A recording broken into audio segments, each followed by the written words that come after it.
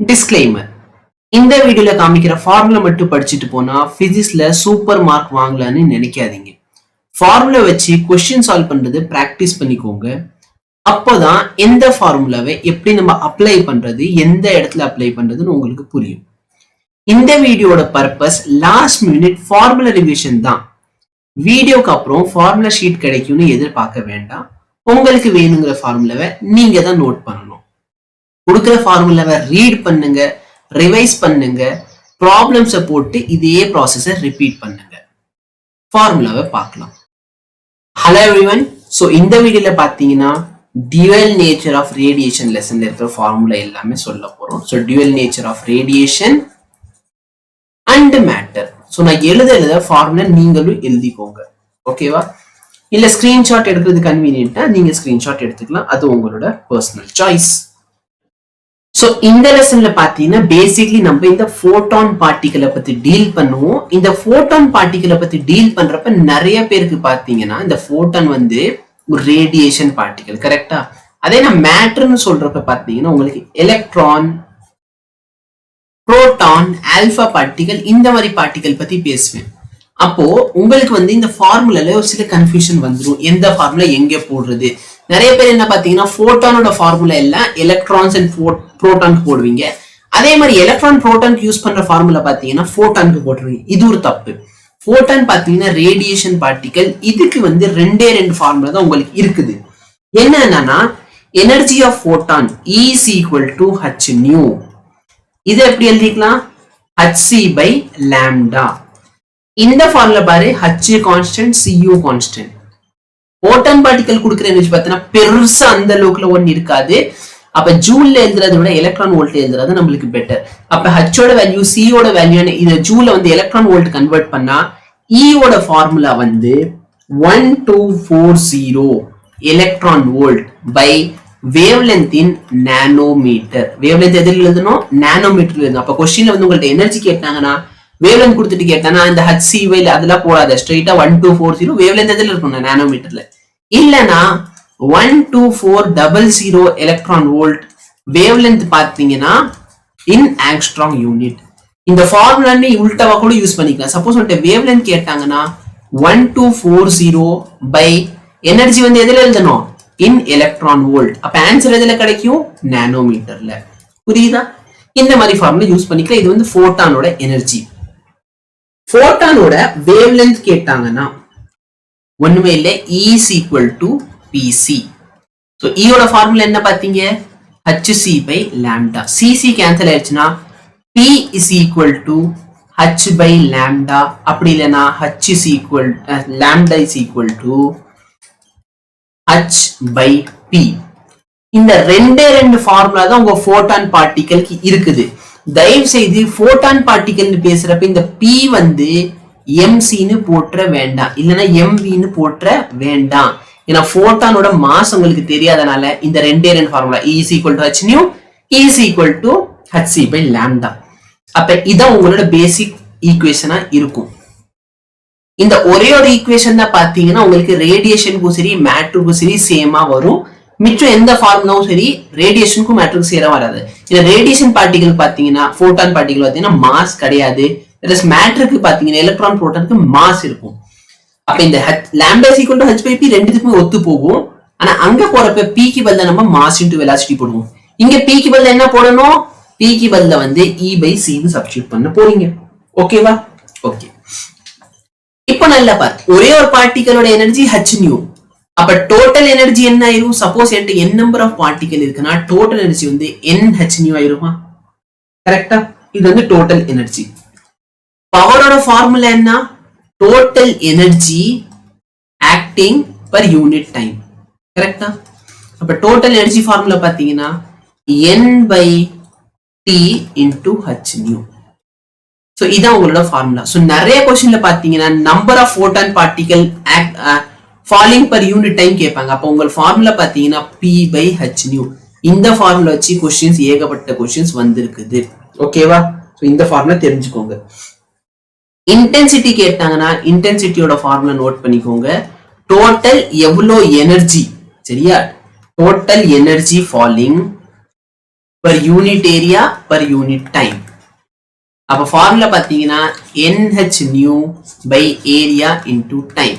இந்த ஃபார்முலா நல்லா நம்ம ஒத்து கவனிச்சோம்னு சொன்னா இந்த வேல்யூ பாத்தீங்கன்னா என்னது, இதான் என்னோட பவர், மேல இருக்கிற பவர். அப்ப இன்டென்சிட்டி வந்து எவ்வளவு பவர் ஆக்ட் ஆகுது per unit area அப்படியும் நம்ம என்ன பண்ணலாம்னா எழுதலாம். இது வரைக்கும் புரிஞ்சிருக்கும்னு நினைக்கிறேன். இது எல்லாமே பாத்தீங்கன்னா போட்டான் பார்ட்டிகல்ஸ்க்கு தான். சரிங்களா? நெக்ஸ்ட் பாத்தீங்கன்னா போட்டோ எலக்ட்ரிக் எஃபெக்ட். இந்த போட்டோ எலக்ட்ரிக் எஃபெக்ட் ரொம்பவே சிம்பிளான கான்செப்ட். நீங்க என்ன பண்ண போறீங்கன்னா ஒரு மெட்டல் சர்ஃபேஸ் இருக்க போது இதுல வந்து போட்டான் பார்ட்டிகலை விழ வைக்க போறீங்க. அப்ப போட்டான் பார்ட்டிகல் வந்து விழுகுதுன்னா அதோட எனர்ஜி h இருக்கும். இப்ப சப்போஸ் ஒரு குறிப்பிட்ட எனர்ஜி தாண்டிட்டீங்கன்னா அந்த எனர்ஜி தான் நான் 5 சொல்லுவேன். அந்த குறிப்பிட்ட எனர்ஜியோட அதிகமான எனர்ஜி கொடுத்துட்டீங்கன்னா என்ன ஆகும்னா எலக்ட்ரான் வந்து வெளியே வரும். அண்ட் எலக்ட்ரான் வெளியே வரப்போ ஒரு எனர்ஜியோட வரும். இந்த எனர்ஜி வந்து நம்ம மேக்சிமம் எனர்ஜி தான் எடுப்போம். ஓகேவா? நம்ம வந்து மேக்சிமம் எனர்ஜி மட்டும் தான் இந்த இடத்துல என்ன பண்ணுவோம்னா எடுத்துக்குவோம். ஏன்னா மினிமம் எனர்ஜி பாத்தீங்கன்னா 0 கூட இருக்கலாம். எலக்ட்ரான் வெளியே வருது, பட் டியூ டு கொலிஷன் என்ன ஆகல, அதோட எனர்ஜி 0 ஆகல. பட் நம்ம அதை எடுத்துக்க மாட்டோம். அப்போ உங்கள்ட்ட இமேக்ஸ் கேட்டாங்கன்னா மேக்ஸிமம் எனர்ஜி வந்து ஒண்ணுமே இல்லை, h nu minus 5. இந்த 5 பேர் வந்து ஒர்க் ஃபங்க்ஷன். இந்த ஃபார்முலாவை நீங்க எப்படி மாத்தி எழுதிக்கலாம்னா h nu minus h nu naught. இந்த இடத்துல nu naught பாத்தீங்கன்னா threshold frequency. இந்த ஃபார்முலா எல்லாத்தையும் வச்சு நீங்க வந்து உட்காந்து கொஸ்டின்ஸ் பிராக்டிஸ் பண்ணி பழகுங்க. இது இல்ல எனக்கு இப்படி பிடிக்கல, நீங்க என்ன பண்ணலாம்னா hc by lambda minus hc by lambda naught. அப்ப இங்க பாத்தீங்கன்னா suppose mu is greater than mu naught இருந்தால் போட்டோ எலக்ட்ரிக் எஃபெக்ட் நடக்கும். இங்க பாத்தீங்கன்னா lambda should be less than lambda naught. ஏன்னா ரெசிப்ரோக்கல், அப்ப lambda வந்து கம்மியா இருக்கும் lambda naught விட, அப்பதான் உங்களுக்கு இது நடக்கும். அதே மாதிரி இந்த இடத்துல E இருக்கு பார்த்தா, இது நீங்க வேணும்னா half mv² எழுதலாம். இந்த Emax வந்து எதுக்கு ஈக்குவலா இருக்கும்னா உங்களோட EV0. இது ஒரு எனர்ஜி தானே, இது ஒரு எனர்ஜினா இது ஒரு எனர்ஜி தானே. EV0 இந்த இடத்துல V0 இருக்கு பாத்தியா, இந்த V0 பேர் பாத்தீங்கன்னா ஸ்டாப்பிங் பொட்டன்ஷியல். Stopping potential. இந்த ஸ்டாப்பிங் பொட்டன்ஷியல் வச்சு உங்கள்ட்ட क्वेश्चन கேட்கலாம். Potential is equal to h nu minus h nu naught. இப்போ திடீர்னு வந்து क्वेश्चनல வந்து உங்களுக்கு V0 கொடுத்துருவான், ஸ்டாப்பிங் பொட்டன்ஷியல் இவ்வளவு இருக்கு. அப்ப உங்கள்ட்ட ஏதாச்சும் கேட்பான். அப்ப ஸ்டாப்பிங் பொட்டன்ஷியல் கொடுத்துட்டான், அந்த ஸ்டாப்பிங் பொட்டன்ஷியல் லெட் மீ சே 5 வோல்ட் இருக்கு. அப்ப உங்க ஸ்டாப்பிங் பொட்டன்ஷியல் வந்து 5 வோல்ட் சொன்னா எவ்வளவு எனர்ஜி இருக்கும்? 5 எலக்ட்ரான் வோல்ட். இவ்வளவுதான் அவங்க என்ன கொடுக்குறாங்க, அது வந்து எலக்ட்ரான் வோல்ட்னு எழுதிக்கோ. எலக்ட்ரான் வோல்ட் வச்சு நீங்க 5 கொடுத்தானே இந்த இடத்துல 5 சப்ஸ்டிட்யூட் பண்ணிட்டு क्वेश्चन சால்வ் பண்ண நீங்க ஆரம்பிக்கலாம். இது எல்லாம் பாத்தீங்கன்னா இந்த இடத்துல கிராஃப் இருக்கும். சரிங்களா? உங்களோட எனர்ஜி வந்து டைரக்ட்லி ப்ரொபோர்ஷனல் டு ஃப்ரீக்வன்சி கிராஃபா இருக்கலாம், இல்லனா எனர்ஜிக்கும் இன்டென்சிட்டிக்கும் கிராஃப் இருக்கும். புரியுதா? எனர்ஜிக்கும் இன்டென்சிட்டி கிராஃப் இருக்கும். சரியா? சோ டிஃபரெண்ட் இன்டென்சிட்டிக்கு எப்படி இருக்கும் அப்படின்னு சொல்லிட்டு இன்டென்சிட்டி வர்சஸ் கரண்ட் கிராஃப் இருக்கும். Stopping potential versus frequency graph இருக்கும். ஸோ ஸ்டாப்பிங் பொட்டன்ஷியல் ஒன்னில் அகைன் எனர்ஜி, அப்போ எனர்ஜி வந்து டைரக்ட்லி ப்ரொபோர்ஷனல். கரெக்டா? அப்போ உங்களுக்கு இந்த மாதிரி ஒரு கிராஃப் இருக்கலாம். ஒரு சில டைம் வந்து இந்த மாதிரி ஒரு கிராஃப் நீங்க பார்த்துருப்பீங்க, இப்படி ஒரு கிராஃப் போகும் பார்த்தீங்களா? அப்ப சேம் ஃப்ரீக்வன்சி டிஃப்ரெண்ட் இன்டென்சிட்டி. ஒரு சில டைம் பார்த்தீங்கன்னா டிஃப்ரெண்ட் இன்டென்சிட்டி டிஃப்ரெண்ட் எனர்ஜி ஆனா சேம் இன்டென்சிட்டி. ஆக்சுவலா இங்க வந்து ஓவர்லாப் ஆகுது. ஓகேவா? 2 லைன் ஓவர்லாப். அப்ப இந்த மாதிரி கிராஃப் எல்லாம் இருக்கும், இந்த மாதிரி கிராஃபா இருக்கலாம், இந்த மாதிரி கிராஃப் இருக்கும். சரிங்களா? ஸோ இந்த மாதிரி எல்லா கிராஃபை நீங்க தயவு செய்து பார்த்துக்கோங்க. Very very very important. இது பாத்தீங்கன்னா உங்களோட போட்டோ எலக்ட்ரிக் எஃபெக்ட் கம்ப்ளீட் ஆயிருச்சு. நெக்ஸ்ட் என்னன்னு பாத்தீங்கன்னா டி ப்ராக்லி வேவ்லென்த். இந்த டி ப்ராக்லி வேவ்லென்த் கான்செப்ட் பாத்தீங்கன்னா நம்ம வந்து மேட்டருக்கு அப்ளை பண்ண போறோம். எதுக்கு அப்ளை பண்ண போறோம்? மேட்டருக்கு அப்ளை பண்ண போறோம். அதனால அதோட பேரு மேட்டர் வேவ். இதுக்கு ஃபார்முலா இருக்கும். இப்ப நான் உங்களுக்கு காட்டுறேன் பாருங்க, எவ்வளவு அழகா நான் எழுதியிருக்கேன். இதுல எல்லா ஃபார்முலா நீங்க படிக்க தேவையில்லை, நான் சொல்றேன். ஓகேவா? இந்த ஃபார்முலா எல்லாத்தையும் பாருங்க. இப்போ பாரு, எங்க ஸ்டார்ட் பண்ணுது? lambda is equal to h by p. ஆனா நீங்க தான் இந்த ஃபார்முலா வந்து போட்டானுக்கு அப்ளிகபிள். இந்த ஒரே ஒரு ஃபார்முலா மட்டும் தான் போட்டானுக்கு அப்ளிகபிள். சரி, அப்ப lambda is equal to h by p க்கு பதிலா p க்கு பதிலா mv ன்னு போட்டா இந்த ஃபார்முலா கிடைக்கும். ஆனா இந்த ஃபார்முலா போட்டானுக்கு அப்ளிகபிளா? நோ. ஏன்னா போட்டான் பார்ட்டிகிளுக்கு நம்மளுக்கு மாஸ் தெரியுது. அப்ப இந்த ஃபார்முலா போடக்கூடாது. இதுல இருக்க எல்லா ஃபார்முலா எதுக்கு தான்? மேட்டருக்கு தான் அப்ளிகபிள். மேட்டருக்கு தான் மாஸ் இருக்கும். அப்ப lambda is equal to h by mv. அப்ப இங்க ஒரு விஷயம் தெரியுது, lambda is inversely proportional to mass, lambda is inversely proportional to velocity. அதே மாதிரி பாரு, p க்கு பதிலா root of 2m ன்னு எழுதலாமா? அப்ப ஒரு சில டைம் என்ன பண்ணுவாங்க, mass வந்து constant சொல்லிட்டானா lambda is inversely proportional to root of e. ஒரு சில டைம் என்ன பண்ணுவாங்கன்னா in terms of எனர்ஜிக்கு பதிலா qe in terms of potentialல கொடுத்திருப்பாங்க. அப்ப நல்லா ஞாபகம் வச்சுக்கோ, lambda is inversely proportional to root of voltage, lambda is inversely proportional to charge also, root of charge. இது எல்லாமே ஈக்குவேஷன்ஸ். நீ எல்லாத்தையும் போட்டு குழப்ப வேண்டாம். நான் இப்படிதான் ஞாபகம் வச்சிருக்கேன், lambda க்கு பதிலா h by mv ன்னு போட்டுக்கலாம், h by p. p க்கு பதிலா எனர்ஜி வேணுமா, அப்ப root of 2mv. Energy e க்கு பதிலா என்ன போட்டுக்கலாம், q into v ன்னு போட்டுக்கலாம். புரியுதா? ஓகே. இந்த ரிலேட்டிவிட்டி கான்செப்ட்ல பார்த்தனா m க்கு பதிலா நான் m not divided by root of 1 minus v square c square. But இதெல்லாம் இது வச்சு क्वेश्चन வந்ததே கிடையாது. ஓகே, அதனால நீ இத பத்தி கவலைப்பட வேண்டாம். அதே வந்து in terms of electric field, ஒரு electric field ஆக்ட் ஆகுதுன்னு சொன்னா உன்னோட lambda பார்த்தனா h by m into velocity என்ன ஆக போகுது, முன்னாடி v இருந்த velocity பார்த்தனா v0 plus ஒரு acceleration இருக்குமா, v is equal to 1 இல்ல, v is equal to u plus at. இந்த இடத்துல acceleration எவ்வளவு இருக்கும், qe by m.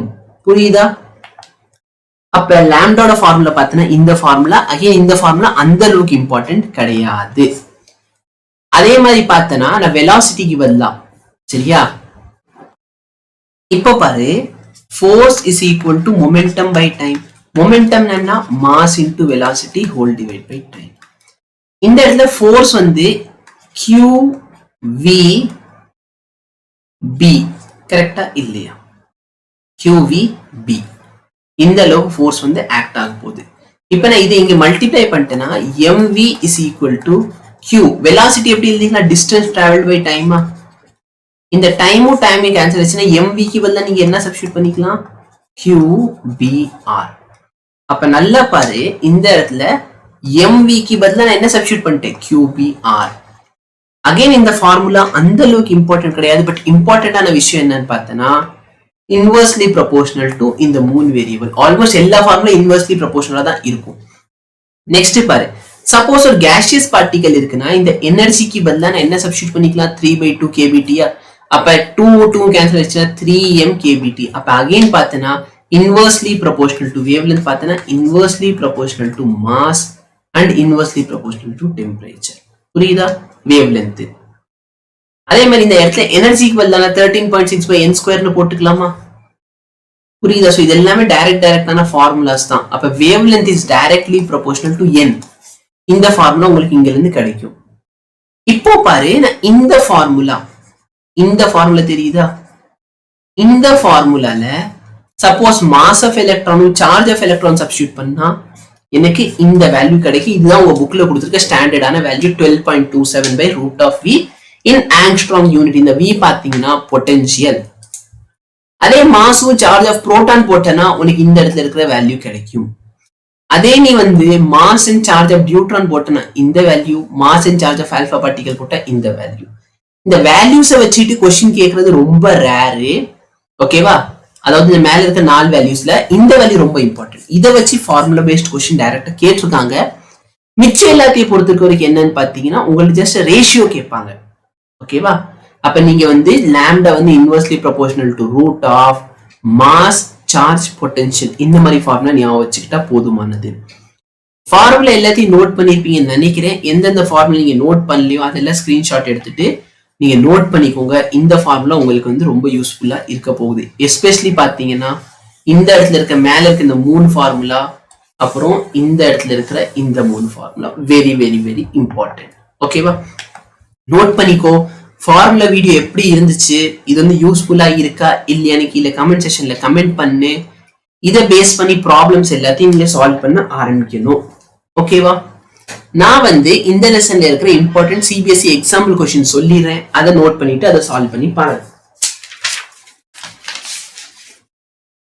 CBSE example number 1, 2, 3, 5, 6 and 7. ஓகேவா? சோ இதெல்லாம் பாத்தீங்கன்னா நீட்ல PYQ பேஸ்ட் எக்ஸாம்பிள் क्वेश्चन. இது எல்லாத்தையும் போட்டு பாரு.